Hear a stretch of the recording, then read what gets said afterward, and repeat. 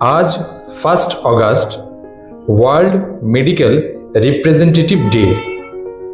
আমার বন্ধুরা সবসময় আমাদের বিভিন্ন ওষুধের তথ্য নিয়ে, এফেক্ট নিয়ে, নতুন গবেষণা নিয়ে বা সাইড এফেক্ট নিয়ে ডাক্তারবাবুদের অবগত করিয়ে থাকে।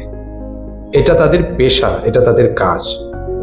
কিন্তু আজকালকার দিনে আমরা আমাদের মধ্যে বিভিন্ন কারণে কিছু মানসিক সমস্যা দেখতে পাই। মূলত কারণগুলি থাকে বিজনেস প্রেশার, ফ্যামিলি প্রেশার বা পার্সোনাল লাইফ প্রবলেম।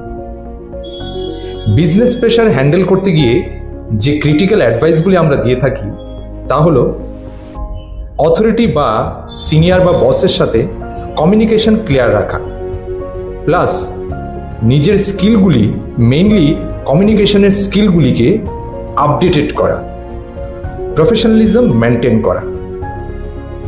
এই ছোট ছোট জিনিসগুলি যদি তারা ম্যানেজ করতে পারে, অনেকটা ক্ষেত্রে কিন্তু তারা বিজনেস রিলেটেড চ্যালেঞ্জগুলিকে কোপ করতে পারে। এই জিনিসগুলি যখন তারা করতে ব্যর্থ হয় তখন খুব বেশি মানসিক চাপে ভোগে।